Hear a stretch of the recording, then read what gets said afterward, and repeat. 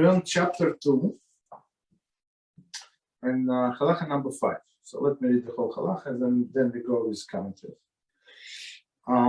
It is very praiseworthy for a person to repent and confess in public and to make his sins known to others, revealing the transgressions he committed against his fellow men. He should tell them, though I sinned against so and so, committed the following misdeeds, meaning that he acknowledged his misdeeds in public. Behold, I repent and express my regret. Anyone who, out of the pride, conceals his sins and does not reveal them, will not achieve the complete repentance.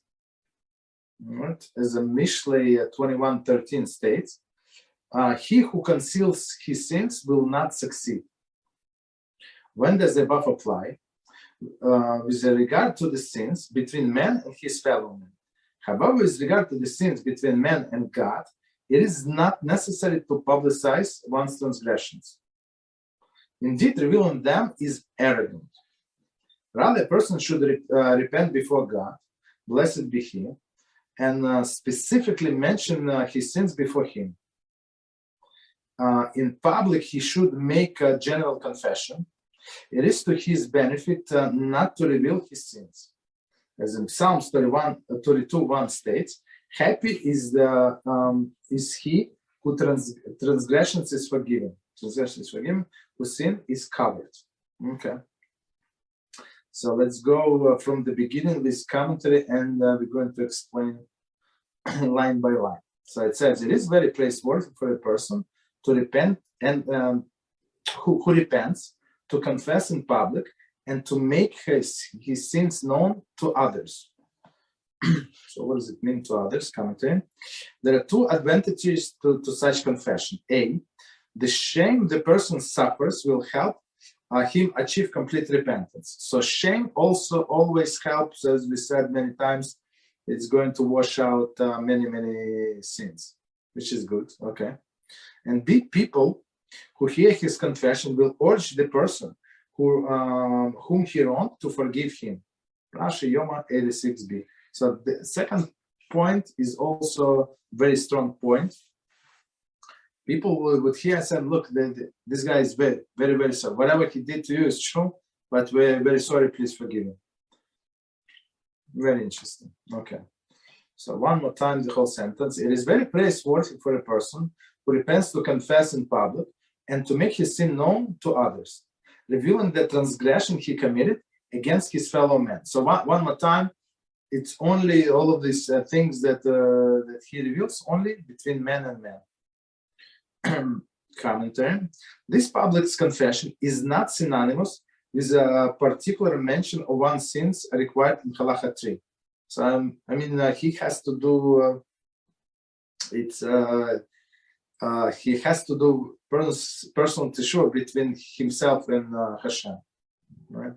Rather, it is an additional measure to be carried out after privately confessing before God and apologizing and making a restitution to the person against whom he transgressed.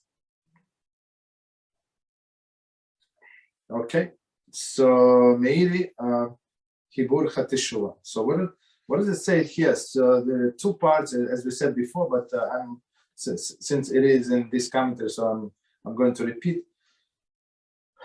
First, he has to ask forgiveness of this person, right, between man and man.